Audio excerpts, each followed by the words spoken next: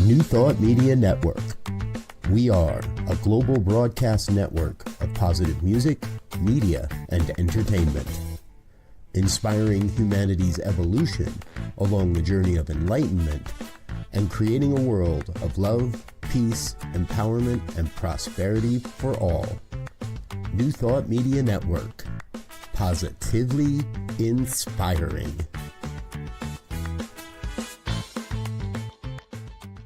New Thought Media Network proudly presents Having Courageous Conversations, where real talk dives deep. Each week we go beyond surface talk.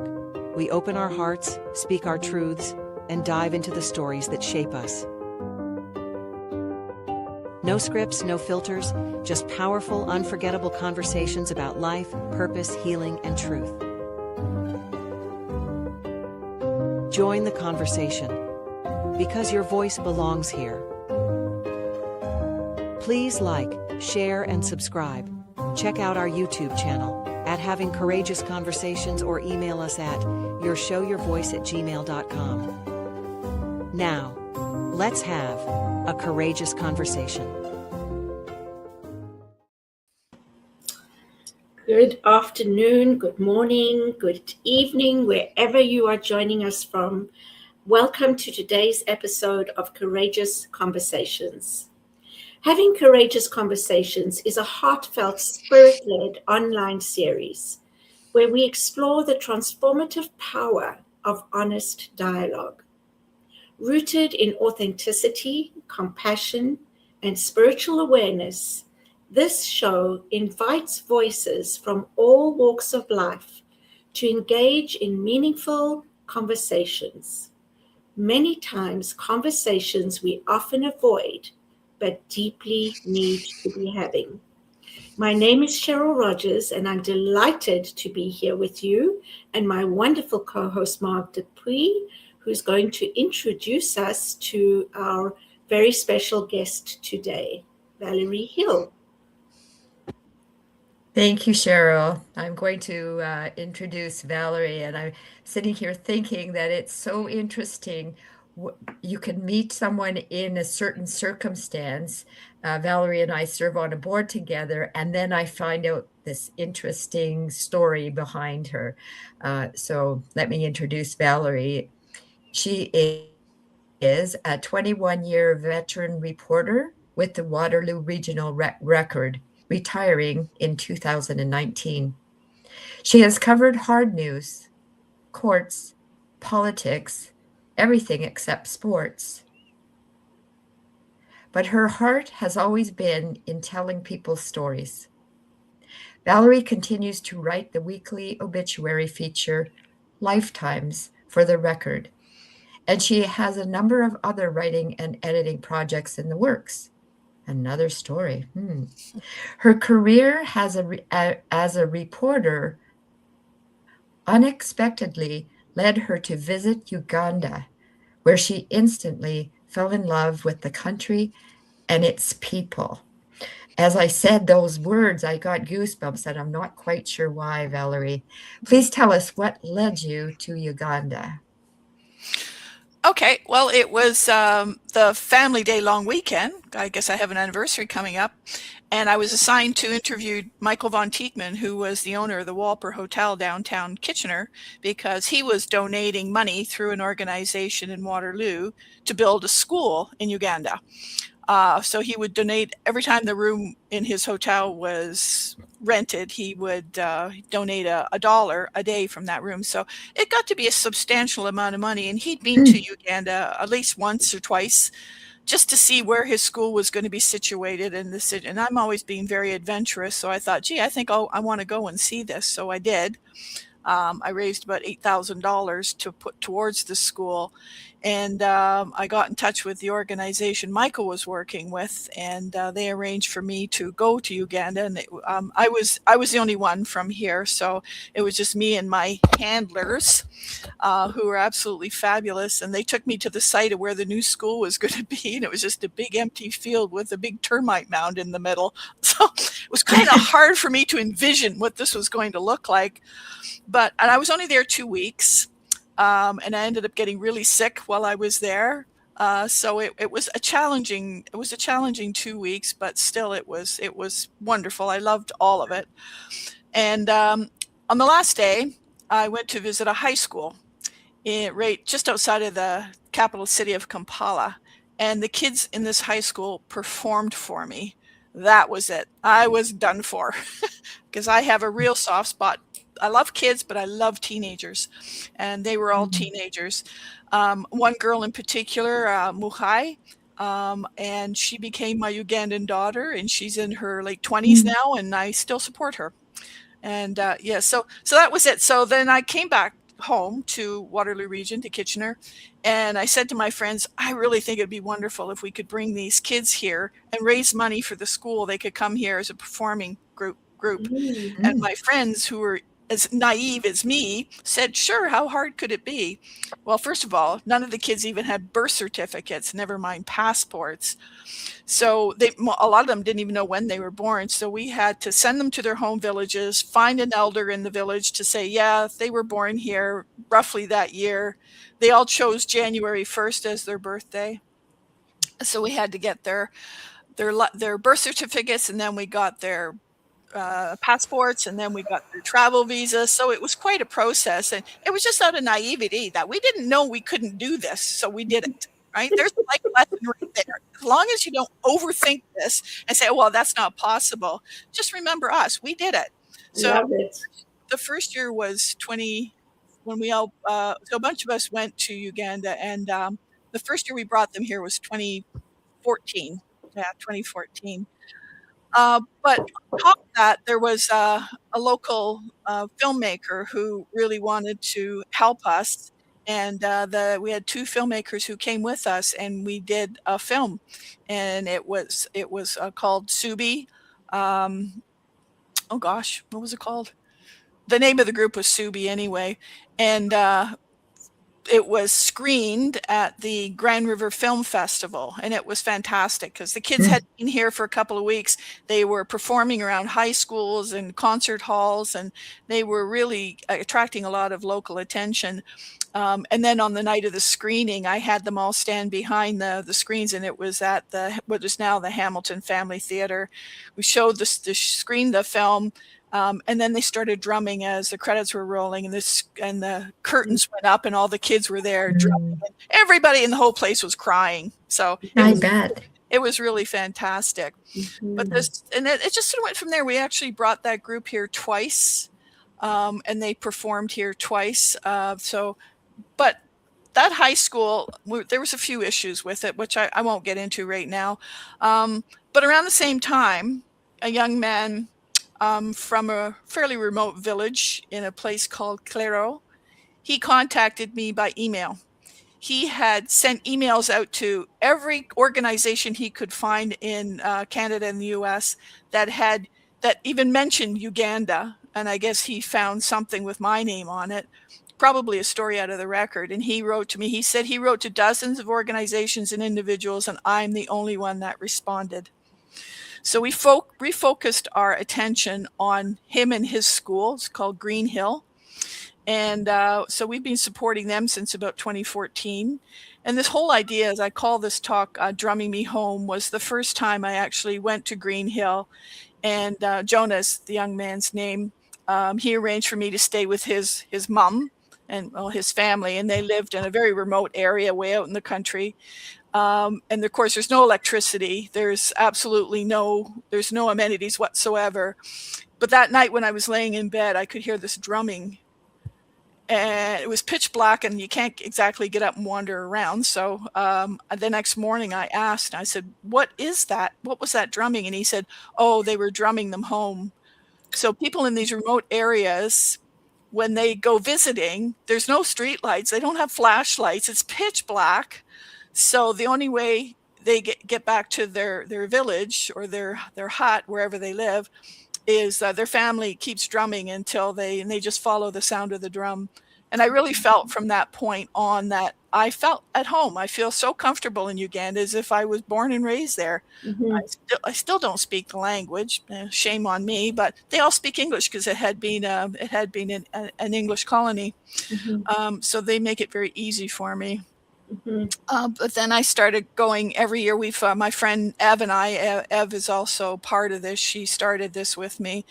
We would go every year. We would take groups of volunteers. We took a lot of teachers and a lot of supplies for them. And we really tried to support the local community. And the one issue I find with a lot of people, North Americans, the Westerners, they have this idea that we know better because we have the education, we have the money. So these poor little Africans should listen to us because we know better. That makes me crazy.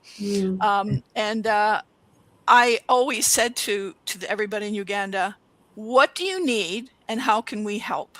Yeah. I never, ever dictated what I thought they needed because inevitably I'd be wrong. We would all be wrong because we don't have a clue. Yeah. So the very last, we did a lot of, at that elementary school, we built new latrines. We put in a dormitory for the girls. There's a new one's going in for the boys. We put in a water because there was no water collection and they have rainy season. So we put in a water collection. And this is all money that was generated through people in Waterloo Region. And the very last project we did just before COVID was installed a sewing room in the school. We also added a lot of classrooms, but we installed a sewing room. We got some sewing machines and fabric. And then COVID hit and they had to shut everything down. However, the one thing they needed and they didn't have any access to was masks. So guess what the sewing room people were doing? We were sending money to them so they could buy fabric and everything they needed, and they were making masks. Initially, it would be for local people that were particularly vulnerable, seniors. They did a lot of masks for. There was a school that has children with developmental delays and physical disabilities. They did it for them. So they made thousands of masks, and they really got a lot of attention from the government for the work they were doing. Yeah, so our next project now is we're going to hopefully start raising money they want a high school now. Because once you start one project, it's like when you start a project at home, you think, oh, I'll just paint the kitchen. Next thing you know, you're renovating your whole house. That's exactly what happens there too. But Ev and I have discovered that we work really well together. We know what we're doing, and it's actually, we get more done if it's just the two of us. So we shut down the organization, which was called Dream Share Uganda. We shut it down, and we work now through Kiwanis Foundation. So if people donate, they still, it's still done through a legitimate organization, and we never take a cent, ever. Even all the year, I used to go to Uganda every year, and I always paid, and Ev too, and we pay out of our own pocket. We never ever use any of the fundraising money. So, yeah, and just being there, I just can't even describe to you what it's like. The kids know we're coming. We usually there's a couple of van full of us volunteers. We come up the driveway of the school. They're all lined on both sides of the road, and they're screaming and singing and dancing, and they're so excited to see us, and we're all crying. We're so happy to see them, and it's just it's really beautiful. Yeah, they're just the most lovely people. They don't ask for anything. I've never had any. Well, occasionally a kid will come up and say, will you sponsor me? You do get that. But yeah, they don't. They want to give. They don't want to take. Yeah. Beautiful. Yeah. Oh my gosh, that's so heartwarming to hear. And this is years and years of being involved in Uganda by the sounds of it. No, my first time I was there in 2012. That was my first time, and I've gone back pretty much every year since, except after COVID hit. Then I haven't been back since COVID. So I'm going to ask you a question. And I don't know if you'll remember. I mean, we can talk about it with fond memories because I'm from South Africa. So Africa's in my blood. Yes. And I always say you can take man out of Africa, but you can't. It's not my saying. I've heard it before. Yeah. You can't take Africa out of man. And I think that's so true. But when you first arrived, what was your first thoughts? Oh, colorful. Yeah. Canadians, we are so freaking beige. Everything here is beige. You know, our walls are beige. The streets are beige. At this time of the year, everything outside is beige. And as you know, Cheryl, you go to Africa and it's all about color. Uh-huh. And there's just, your senses are just poof, because there's so much going on. There's street vendors and there are people running out to you and selling you things through your the open window of your vehicle. Everybody's wearing beautiful outfits that are so colorful. If you go to any house there or anywhere at all, everybody is singing. They're all dancing. Yeah. Now, you know, if you walked into your friend's house and that person was singing and dancing, you'd think, oh, she's a little bit loopy, right? Yeah. But that's just part of their life. Which is one of the things I love about Africa. There's soul there, you know. It doesn't matter that many don't have much. They're still so happy and joyful. Yeah. For them, the most important thing is connections. When the 2 times that we've brought kids here, in both times they'd say to us, they look outside and say, "Where is everybody?" Yeah. They just can't believe we spend all of our time indoors. Where everybody's always outside. Absolutely. Nobody goes indoors. Yeah. Indoors is just for sleeping. That's right. Yes. Yeah. Especially in the rural areas. Yes. But there's always something that makes me laugh. I mean, they just, especially, so there's been a few times where Ev and I have been walking along and some little kid is trotting along and suddenly looks at us, and it's the first time they've ever seen a white person, and they start shrieking and running. And it's because they think either we're ghosts or they think this is what a black person looks like with skin removed. Oh my goodness. That's so scary. They want to take our hand and check out our hand. And you never get to go to the bathroom in privacy because there's always a whole line of kids following you. And then when you go in the little loo, which is just a squat hole in the floor, and you open the door and all these kids are standing there staring at you. I'm not sure what they think they're going to see, but it's very exciting for them. Yeah, it's very endearing to hear. Yeah. So, Valerie, what's important about to you? Why did you say yes to coming on here? What's the story? What do you hope this story will reveal? Well, I'm one person. I said yes, and look what came of it. Right? People say, "Oh, well, what can I do about that?" Yeah, right. Yeah, you can do something about it. You just start something. Somebody's going to fall in behind you, and then somebody else will fall in behind you, and you really can start something. There's a number. I'm not alone in this. Here in Waterloo Region, I know a number of people, women, that have started organizations. Mark Stahlbaum, who's in Cambridge, she goes to a small community somewhere near South Africa. What's it called, Cheryl? Eswatini? I know they changed their name not long ago, the name of the country. Yeah, Eswatini? I don't know the names, the new names. Yeah, I think it's Eswatini. Anyway, and she started a library project there. And now she gets these 40-foot containers here, and she loads them up with library books and school supplies, and she ships them over, and she's been doing that for a year. So that's just 2 of us that we just started on our own, and we're just like the Pied Piper. You start walking and somebody's going to follow in behind you, because a lot of people want to do this, but they don't know how to start. Yes. And you just start by saying yes and see where it takes you. I mean, not every project. I mean, we started with the high school. Well, that didn't work out very well. But it started us, it got us in the right direction. So you don't have to be part of a big organization. You don't have to join any kind of large organization. You can do it on your own. And unfortunately, a lot of these larger organizations do not like to collaborate. They're very protective, and I can understand part of it. They're very protective of their funding source.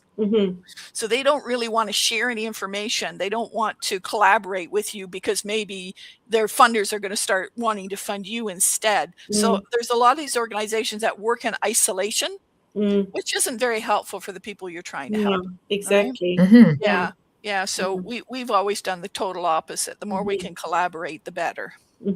I love that. And I love that what you said about we didn't know that we couldn't do it, so we did it. Yeah, that's right. And it just shows you, like you say, what we can do and we don't realize it. So you're sharing your story may help people think about, well, maybe I can do something. Yeah. And I'm not so hopeless. Yeah. Yeah. And there's absolutely nothing to be afraid of. I mean, I was there on my own. I had my handlers with me. I had a young guy and a young woman who were with me all the time, and they arranged everything for me. So, you're not going to be alone. I think it's really good for us to be just totally booted out of our comfort zone. I do too. Because you get a total different perspective on life and on yourself. Yeah. And for me, I've always been really good at leading and coming up with ideas and getting people to come with me and go along. But then see ya, you're on your own now. Okay. I can't do that with this organization. I can't do that. I have to stay. I have to keep going forward and moving along with everybody else that wants to participate in this. So, so what's next? Yeah, next trip. What's next? Yeah, well, my friends there keep asking when I'm coming back again. I wanted to go this year, but it's just not going to work out. So maybe next year.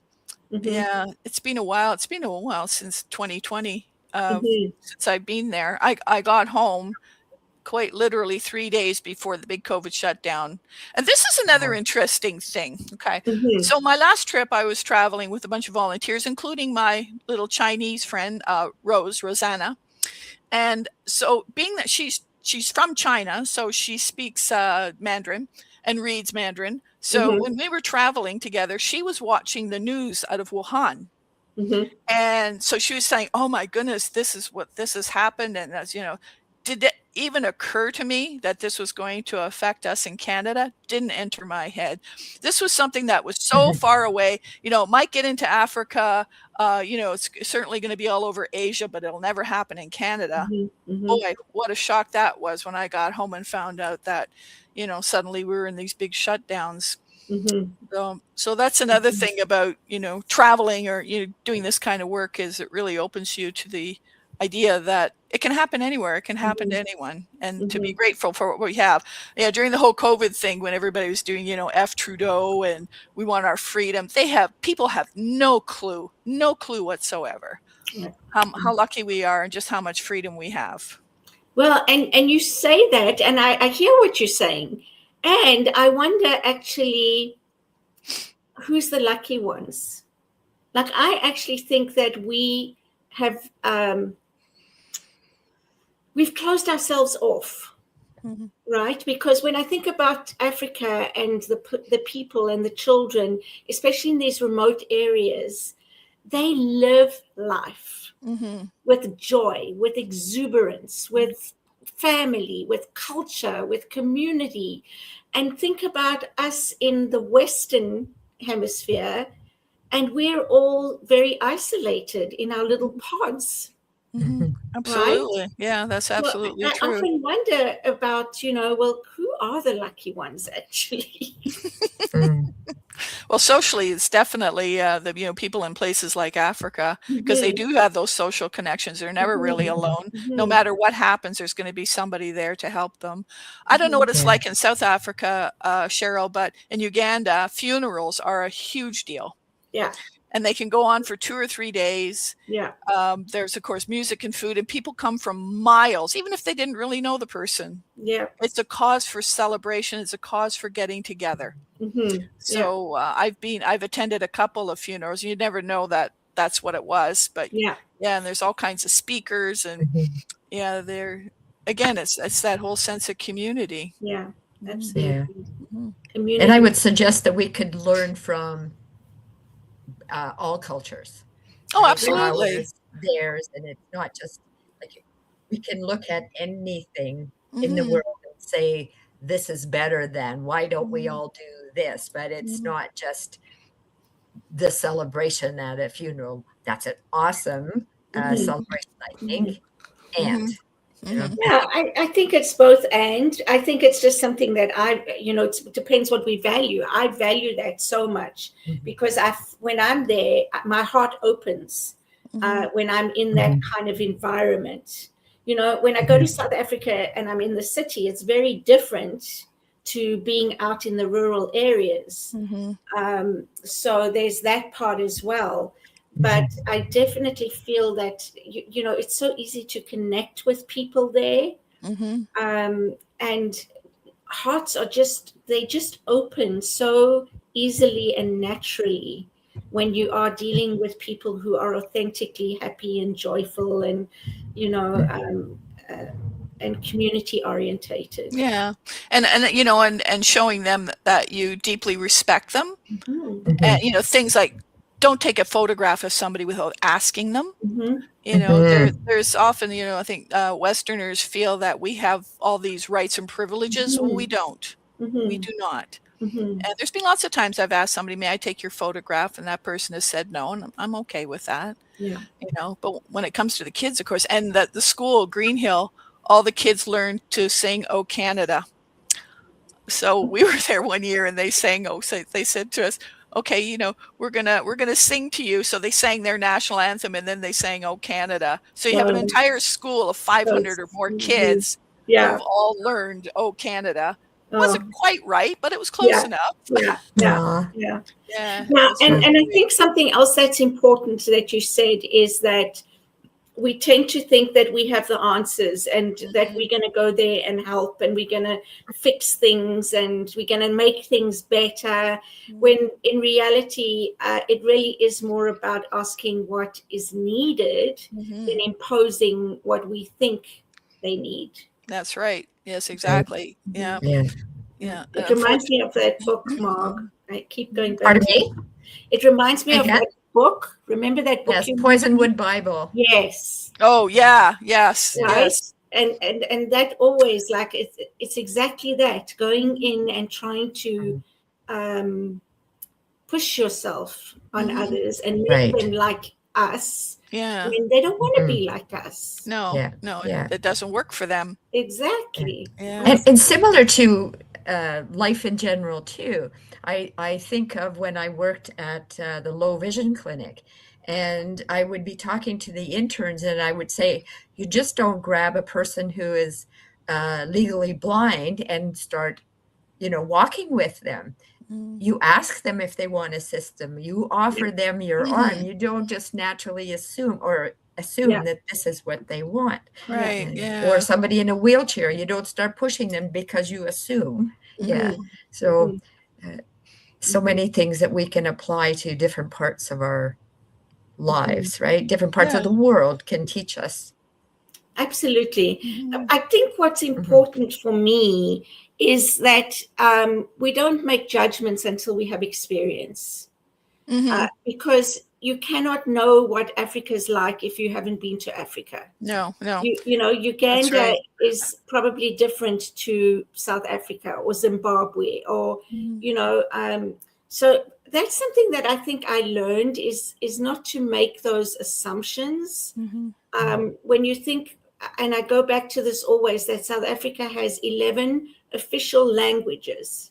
So what does that mean? We're talking about now like 11 tribes or maybe 9 tribes or whatever the case may be. And there's some languages that aren't even acknowledged. So we're talking about tribes that exist that are different from each other in the same place. Yeah. And so recognizing that it's not like everybody there is the same. It's not one size fits all. Exactly. Yeah, exactly. So that's why I love having these conversations, and I love traveling because of that, whether it's to Europe or it's to Africa or it's to Mexico, it's really to be able to experience the culture that's there. Which is, I think, one of the things that I love most. Yeah. Well, it's already halfway through. Okay. So this has been so great. So don't go away. We're going to take a short break right here, and we'll be back with more conversations with Valerie in just a moment. And definitely join us in a couple of minutes.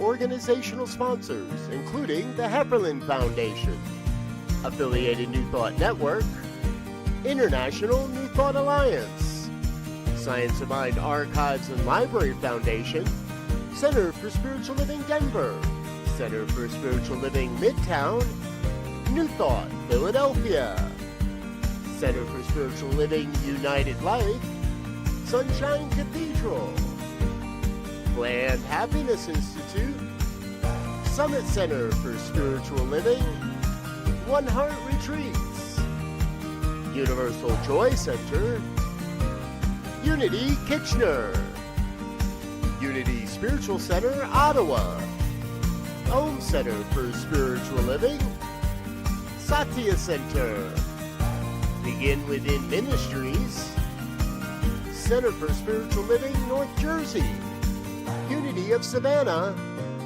and the Center for Spiritual Living Seattle, as well as all of our individual donors. On behalf of New Thought Media Network, thank you, and please like, share, and subscribe.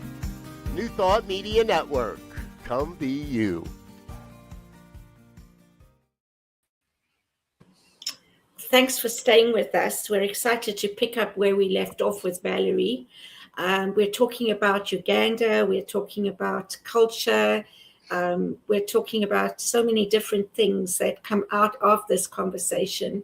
And it's just so wonderful to hear what Valerie and some others have done and made a difference in Uganda, just by starting, one person starting, getting an idea, and getting things up and running. So, yeah, that's truly amazing, Valerie. Mm-hmm. What else would you like to share with us about Uganda? Yeah, when we were talking about making assumptions, so I think that idea hit particularly hard home to me when I was there. There was 2018 was the 25th anniversary of the genocide in Rwanda, and my friend Jenny and I went to Rwanda because it's neighboring Uganda. And at that point, I don't think I even realized it was the 25th anniversary. But when we got there, we certainly learned quickly. So Rwanda is very good at remembering what happened and not hiding anything. There's all kinds of centers and museums, and it's very disturbing, but of course important. So we went to one center. It was actually almost like a cemetery where they had an underground cavern that was full of coffins and bones of the people that had been slaughtered. And it was all glass fronted, so you could see them. So you could really see exactly what had happened to these people. But there was a docent who was walking us around and explaining everything. And there was, I think, a couple, and then there was Jenny and I. And then there was this guy from Belgium. And he was stinking drunk. And he had his guide with him, and his guide, of course, couldn't control this guy. And this Belgian was slobbering and yelling, and I was really angry. I thought, you ass, what are you doing here? You're just going to ruin everything. I was really disgusted. Well, about halfway through, he sort of stopped and started to cry. And he told us that he had been a soldier there during the genocide. This was his first time coming back. He wanted to be there for the 25th anniversary. He said, we knew what was happening and we did nothing. He was a UN soldier. Wow. What that was huge for me, that I had made assumptions about this guy. So he went from being a drunken jerk to being probably one of the bravest people I've ever met, right? What it took for him to be there, not just come back to Rwanda, but during the 25th celebration, or well, not celebration, the 25th remembrance of what had happened. Yeah, that was very powerful. Very powerful. And to say it out loud. Yes. And he was just he said it kind of quietly, like he wasn't making a big pronouncement or anything, and we just started listening, going, what did he just say? Holy cow. I didn't expect that at all. Yeah, that was very sad. I haven't been there and I don't know much, but I think I heard that the way they the people there have reconciled with their neighbors and really sort of, in a way, practice restorative justice. Yes, absolutely. They have. Right? Yes. Because they haven't been afraid to talk about it. No. They No, they haven't have swept not. it under the carpet. Definitely not. No. Yeah. Yeah. No, those memory centers that they have, they've really spent a lot of money. And Rwanda is unbelievably clean. It's a beautiful little country, very hilly, very green. Uganda's not so much. I mean, it's beautiful, but in the towns and everything, there's a lot of garbage around. And then you cross over the border into Rwanda, and they have this really neat system where I think it's once every couple of weeks or something on a Friday, everybody in the whole country has to stop whatever they're doing, go outside and pick up garbage. If you're able-bodied, you pick up garbage. The whole country. Yeah. Isn't that amazing? It is. So clean. Yeah. Yes. Yeah. Yeah. That's what makes it so clean. Yeah. Yeah. Absolutely. Yeah. I was thinking of another book that I've read, only this one is not fiction. It was Left to Tell, the Rwanda story. Very, very powerful biography, I guess. So you're speaking of different things that you experienced while you were there. Is there anything that you have adopted? Not anyone, but anything that you have I've adopted lots of people. Yeah. But in a ritual, in a practice, like you're saying that they go out and they pick up garbage once whatever. Have any custom or anything that you brought back that you do now? Well, I was only in Rwanda for a few days, so more, if I've picked anything, any habits or anything up, it's from the Ugandans. And it's certainly about having a softer approach to life. Yeah. I think I'm a kind person, but I can also be quite strong in my opinions, as y'all know. So sometimes I try to just dial it back just a little bit. Yeah, I think it's really made me think about what is important in life. And it's really I've always been very independent, so I like being on my own. So it's the importance of relationships. Yeah, I really like that. And my family has, not so much my kids, because I am rather attached to them, but my siblings and such, I had not previously spent a lot of time with them, just because I never thought about it, but now I do. Yeah, so I think they're pining for the old days when I left them alone. And your kids, have they ever been? No, my daughter will never go. She's very different than me. She's a real homebody, and she has the whitest skin. She would burn up like a piece of bacon there.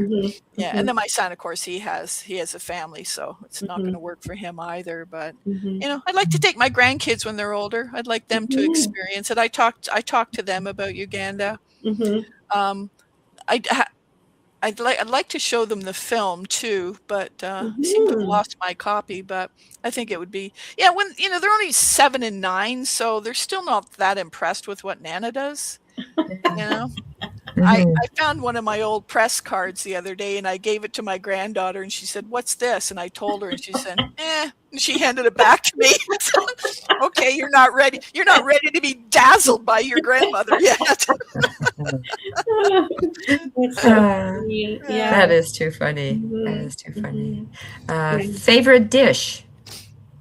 Oh, food in Uganda is terrible. What do they eat? Really? It's a lot of mini meal. It's a kind of beans, and not rice is considered really top end. So you don't, especially, it's not so much in the city. You can get whatever you want in the city, but when you're out in the boonies, it's sort of like a mushy cereal. They really don't use spices or anything, not in the rural areas. So it's very bland, very, very heavy. So but is it mostly from stuff they've grown on their land? Yeah. Oh yeah, absolutely. Yeah. Yep. I do like the tilapia. So when I'm in the city or a town or wherever I'm staying, I always order the fish and chips. You get a whole tilapia and it's grilled. Mm-hmm. So yeah, and their potatoes are out of this world. The soil, they don't call them potatoes. They call them Irish. So you have tilapia and Irish. And I guess it's the soil because their chips are so good. The Mm-hmm. potato chips, French fries. Yeah. So I eat a lot of that when I'm there. Mm-hmm. Mm-hmm. Beautiful. Mm. And I know you brought back some dresses from there. Yeah, I am. I usually always bring back a bunch of stuff. Yeah, I Mm-hmm. try not to. People think that they should gather up a lot of stuff here and take it there, and I don't agree with that. I mean, there's some things that we would take that they couldn't get there, especially teaching supplies, things like that. But I prefer to collect money here, go over there, and buy it there because I know where I can buy things. And then you're supporting their economy as well. Exactly. Yeah. Mm-hmm. Yeah. So I think the second last time I was there, we got together with a local organization, and we got Mensa's kits for the girls, and so we were underneath this beautiful mango tree outside of the school on the property, handing out these kits, and then the boys came up to us and said, "Well, what about us?" Like, gee, I never even thought about you guys. Sorry. So we rushed back into town and bought little packages with candy and clean underwear and a toothbrush. So, there at that point there were 700 students. So that was a lot. Yeah. Yeah, that's amazing. Yeah. So you always have to think of all the kids there as a collective because everything you give them, a pencil is thrilling. A toothbrush, oh my goodness, it is absolutely Christmas. Candy, we took a bunch of candy canes. Yeah, they thought that was pretty cool. So yeah, absolutely, because they can't get them there. No, and if they can, it's probably costs more than they have. Yeah. Oh, absolutely. Go ahead.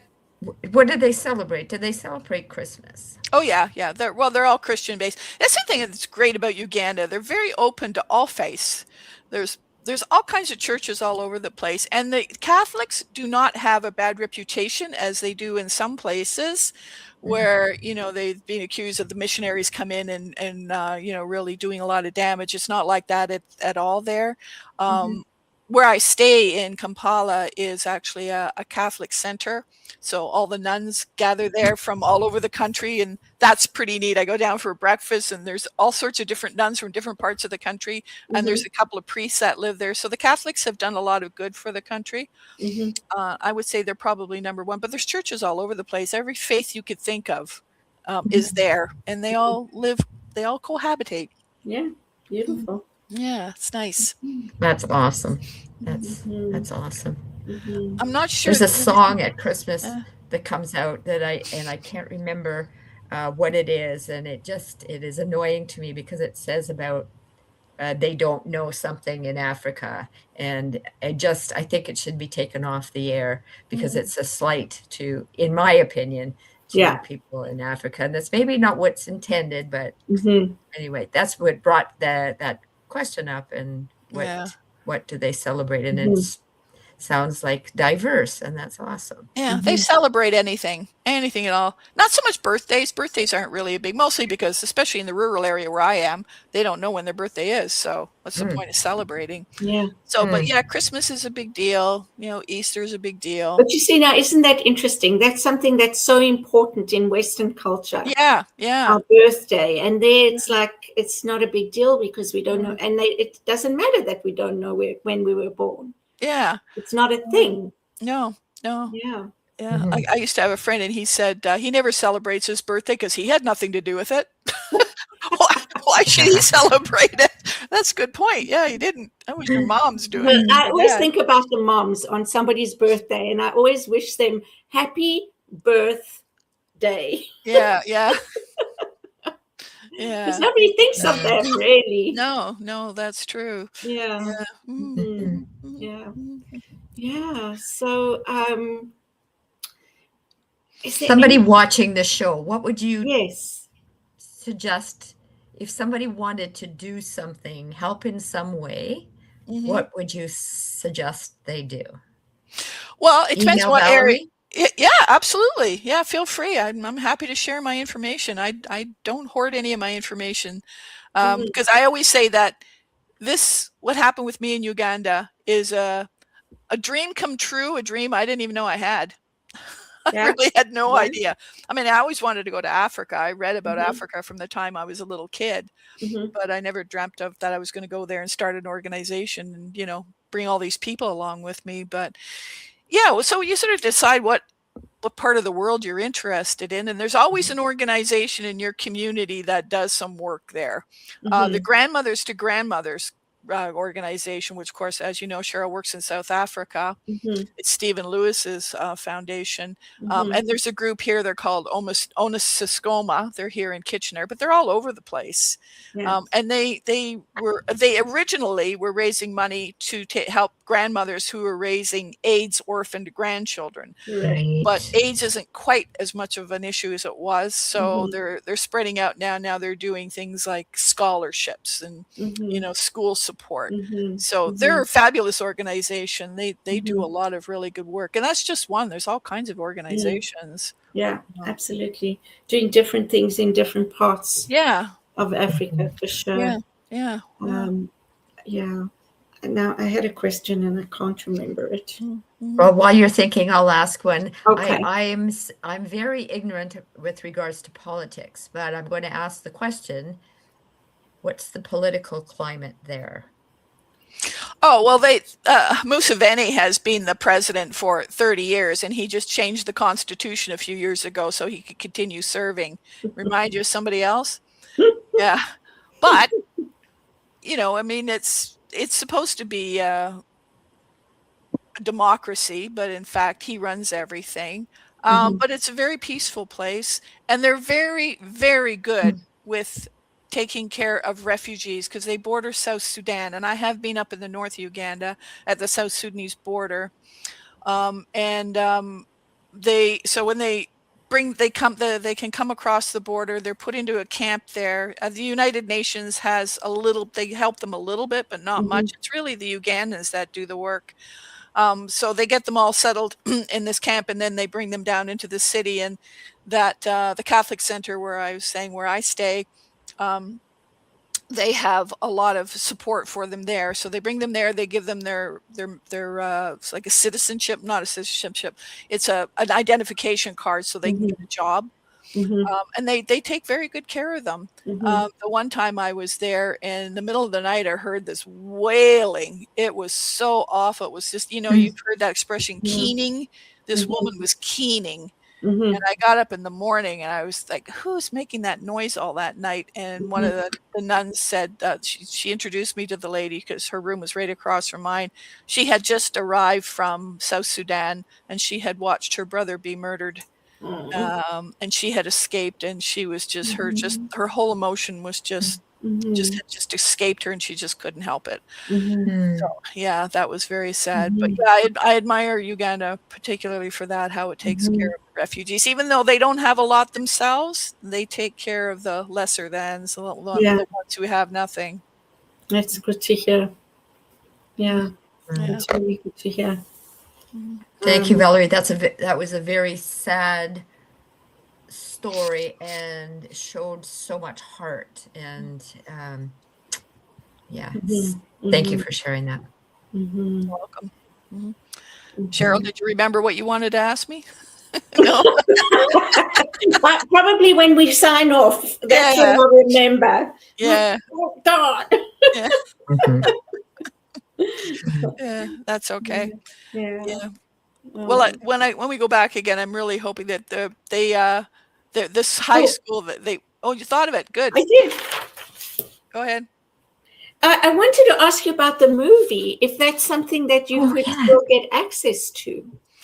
Uh yeah, you think I would have a copy of it. It's 11 years old now, but I'll see if I can get a copy of it somewhere. It really relates to the first school, the high Mhm. school. Not Mhm. there's a little bit in there about the elementary school, but So that's why we really hadn't been showing it, because we're not part of that, or that part of that high school anymore. But I'll see if I can That would get be a copy awesome. of it. Yeah, that would Thank you. really be lovely. Yeah. And so somebody's asked, what are the challenges to traveling to Uganda or Africa in general? Long flights and expense. That's about. Although now the last time I flew, the flights were about $1,800. Mm-hmm. And I've flown many different ways. KLM, British Airways. Mm-hmm. My favorite is Ethiopian Air, because Mm-hmm. then you fly directly to Africa, and then it's only another couple of hours to Uganda from Addis Ababa. Mm-hmm. So yeah, so it's, you just have to be prepared for long travel. As long as you're doing it through an organization, they will have somebody at the other end there to take care of you. Mm-hmm. And you don't need fancy hotels. The place I say, I would, there's beautiful hotels there. I would never stay in one. I like staying at the Catholic Center, because it's a nice, comfortable room. I have my own bathroom. The food is good. And yeah, I prefer that. So yeah, just don't expect 5-star. There's 5-star there, but if you 5-star it, you're separating yourself from the community. And if you're going there for this reason, don't do that. Be as close to the community as you can. Yeah, I think that's great advice. Beautifully said. Because if you do go the 5-star route, you're not experiencing Africa. No, absolutely not. Mhm. Yeah. Yeah. And people don't really appreciate, and don't go with all your jewelry. I leave all my jewelry at home, the jewelry that I never wear anyway. So it's not much of a sacrifice. But yeah, I dress very simply, and yeah, just try to be part of them, accepted into the fold, and they certainly do accept you. Oh yeah, So, absolutely. what's their health care like? Oh, the healthcare is actually quite good. When my friend Ev that I travel there with, she tends to get into a lot of mischief. Something always happens to her. The last time we went together, she ended up with an eye infection. We weren't even off the plane yet. She's got food poisoning. She ended up with a little infection. Something's always happening to her. So, but you can walk into the office of a specialist. You don't have to be referred. I was bitten by a venomous snake while I was there in 2014, I think it was. And I just walked into the doctor's office, and she cleaned out the wound and, gave me some medication, and that was it. So it's very accessible. As long as, and it's, it's not, I think I paid her about $40 for everything. Yeah. Yeah. But if we have time, I have a funny story to tell you about a doctor. Do we have time? Absolutely. Okay. Go for it. All right. So I think this was the last time I was there, and my right ear suddenly plugged up solid, and it was knocking my balance off a bit. So I went to the local doctor. Now, this guy, he's not very competent, but he'd been a politician for a long time, and he got out of politics. He thought he'd go back to being a doctor again without any further training. I don't think he'd been a doctor for 20 years. Anyway, he set up a little office, and this is the community where the elementary school is. And so I went into the room, and told me to sit down, and then the door opens, and this young woman comes in, and she sits down, and then a guy comes in, and he sits down, and all of a sudden I've got an audience. I think, thank goodness it wasn't a gynecological exam. I have an audience here. That is so funny. So and he gave me this big long diagnosis, what was the problem was, and gave me all this medication. And when I got back here to Canada, I went to my doctor. He says, "Oh no, you were just probably poking around your ear, and you shoved some wax in there." And so that was an experience. So you really have to go to a qualified doctor. Oh, That so was very funny. amusing. Yeah. And what cultural traditions or values stood out for you the most? I think just the joy of music, the dancing. Oh my goodness, the dancing. I get so excited with the dancing and the drumming in particular. Yeah, they wanted to show us because each drum has a meaning. So there's a celebratory drumming, there's come help drumming, and they have to be very careful. They wanted to show us when we were in the village, but they had to be very quiet. Mhm. because otherwise everybody from all the community, because drums, the sound really Yeah. travels. They would Yeah. all, yeah. It's So I a thought, way of yeah, communicating with each other. absolutely, yeah. So, Yeah. they talk about, the stereotypical jungle drums. Well, that's Mhm. absolutely true, and it's Mhm. still in use now, and it's very Mhm. effective because Yeah. those drums, they And they sing transform. so beautifully. I Oh my mean, their goodness, yeah. voices.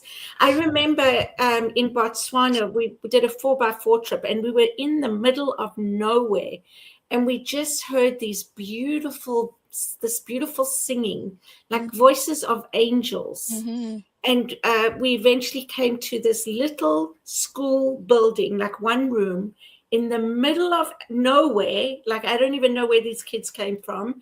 And they were singing, and it was Mm-hmm. just so beautiful. It Yeah. was really very touching. Yeah, they certainly know how to sing and to dance right from the time Yeah. that they're toddlers. As soon as they can walk, they start dancing. Yeah. They got And it's funny rhythm. when my daughter is she's been a Zumba instructor and a dancer for years, and I remember showing them a video of her dancing, and they all looked at me and said, "We didn't know white people could dance." Well, some of us can. They were shocked. Yeah, and then we were all at a concert together, and we were up on an upper level in the mezzanine and looking down, and everybody was up dancing, and I looked around and I said, "Oh my goodness, they're right.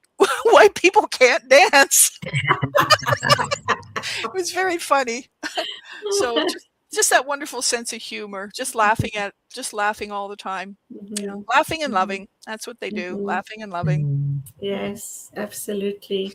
Well, the next time you do plan a trip, Hmm. I hope that that's something that some of us can join you with, Oh, and absolutely. we can certainly share it with people on the show Hmm. if they want to join and go and experience this wonderful adventure Absolutely. that Well, can be explained in sure. words, right? Yeah. Yeah, well, you can Mhm. just look on the map for Kaliro, Kaliro in Uganda, and that sort of the village is not that far from Kaliro, and the Okay. roads are really fun. You have to Mhm. wear a bra because it just bounces the heck out of you. Yeah, yeah, Yeah, the roads are really rough, but yeah, that's part of the fun. There's no yeah. paved roads. Yeah, Mhm. and I don't know about Uganda, but certainly in some of the places that I've been to, Toyota Yeah, buggies are yeah, that's the standard. the standard car for Africa. They can just go and Absolutely. do about over any terrain. Mhm. Yep, that's true. Yeah. Well, we are coming to the end of the show. Right. So before we leave, what would you like to leave our listeners thinking about after this show? Okay. Well, I've talked about this a lot in the past about people that get upset about the media and blame the media Hmm. for all the bad news, and they don't want to watch anything because of the bad news. And as I always say, then do something about it. You Hmm. can do something about it. Hmm. Watch what's going on in the world and try to find something that you can do to help. It might be Hmm. something small, but it's something. Hmm. I know this is cliche, but be the change. You want to see in the world. Yeah. Yeah. Yeah. Beautiful. Yeah, absolutely. And in unity, that's our fifth principle, right? Yeah, Put that's your right. feet It to the is. talk. We are part of a larger world. Exactly. And humans are so fantastic. We're so colorful and bright and interesting and unique, Hmm. and that should be celebrated. Hmm. Mhm, Absolutely. mhm. Yeah. Mark, any last thoughts or words?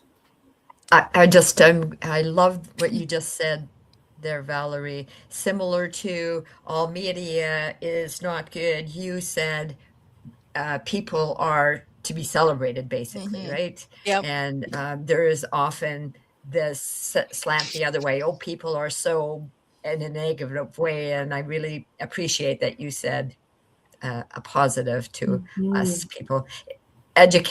Educational show. Thank you so much. Yes, Really enjoyed it. absolutely. Yeah. And yeah, I'm sure I'll be coming up with more questions for you when we meet person to person. Yeah. Okay. No problem. I'm always here. Well, we're so grateful that you joined us for this wonderful conversation, Valerie. It's really been a true joy to Mm. hear about your experiences and just to hear about how inspiring one can be starting from something so small. I mean, like you said, you paint a room and then you've got to do more. And it sounds like that's exactly what you guys did. You Yeah. did something for a little school, then there was another school and more stuff for the kids, and it just kept growing. And it sounds like you've had a wonderful impact over the years. So thank you so much for all you do and who you are. And we look forward to possibly going to Uganda with you. It's a party. It's fun, fun, fun. There you go. Awesome. So take care, Awesome. everyone. Like, Thank you. subscribe, and share. And we'll see you next week. Okay. Bye, y'all. Bye.